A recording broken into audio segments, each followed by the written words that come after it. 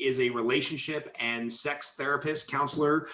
She does pretty awesome work, actually. After I got divorced the first time, I went to talk to her about why I screwed up my marriage because I didn't want to ever do that again. So she is super, super sharp, does retreats for couples, gives like really long keynote talks on better sexual relations with your spouse. So if COVID-19 has you in a funk or being sheltered in place is kind of kicking the relationship ass of you and your spouse, you should be on that call later. All right, what are we talking about? We are talking about generating leads, right?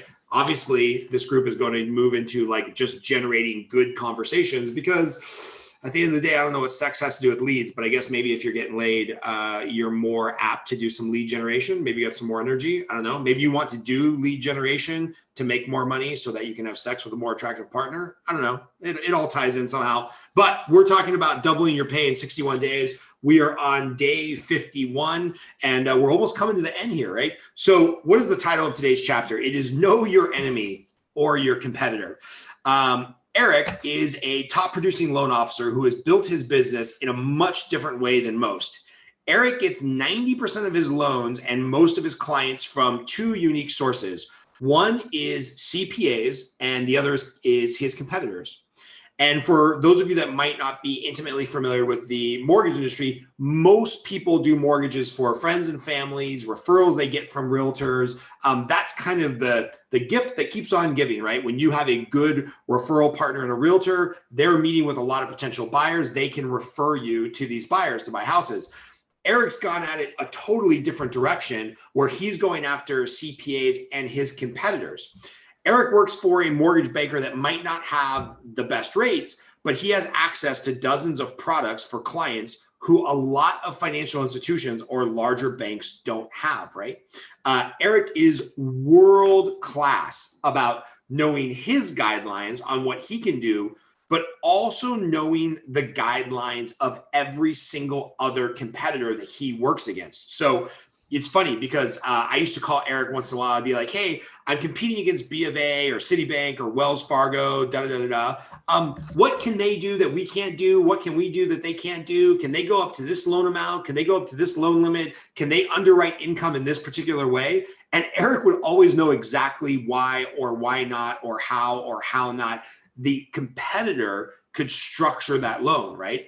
And then what he would do is with each of his new clients that he got referred from his CPAs, he would just tell them, hey, here's what I can do. Here's what B of A can do. Here's what Wells can do.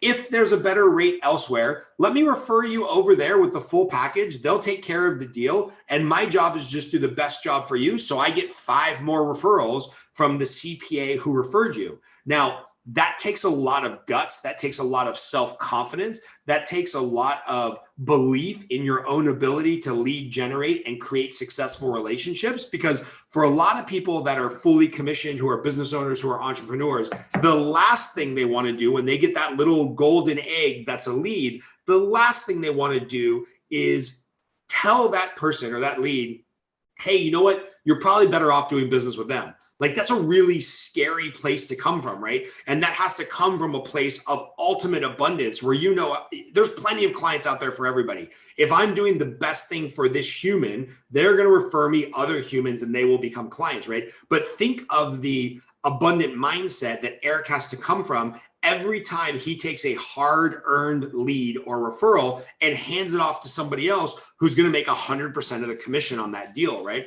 Always had a lot of respect for Eric. And what he did, though, in doing his business this way is he got to know his competitors. He got to know their guidelines at an intimate level. He got to know how he could stay in his lane and do his business. And then what ended up happening is because he was so gracious and came from this place of abundance and came from this place of knowing what everybody can and cannot do, what he ended up doing is he became friends with his enemies, right? He ended up ingratiating himself to his competitors. And now he gets all the referrals back. He gets all the referrals back from his competitors when there's a deal that they can't do. Like it's just obvious. If Eric's handing them a deal, why wouldn't they hand him back a deal? So one of the things that I would recommend is, if you're coming out of this shelter in place, if you're coming out of this pandemic, if you're just getting your business re-kickstarted, I would highly, highly, highly recommend Go find out what the other people in your space are doing, right? Get to know a competitor. Get to know your competing shop down the street. What do they do? What do they do better than you? What do you do better than them, right? If you come from this place of abundance of like, hey, I don't have all the answers. I can't serve all the clients. I need to know what the other people in my space are doing because I can't be all things to all people with the best product at the lowest cost with the best customer service. If you understand that, you can get to know your competitors, you can get to respect your competitors, and then maybe once in a while you can even hand a deal off to them. I know a realtor up in Laurel Canyon. He will not leave the Laurel Canyon tennis court drivability, right? So there's a tennis club up in Laurel Canyon. If he can't get to that tennis club in 10 minutes, he will not list the house. Like if it's not in that Laurel Canyon little triangle of Los Angeles, he will not list the house. And I remember talking to him one time. He's like, yeah, I closed about 20 deals in Laurel Canyon here, but I referred out 50 deals for my clients' kids, my clients' grandkids. And I made 25% commission off of those 50 deals that closed all over the state and some of them even out of the state.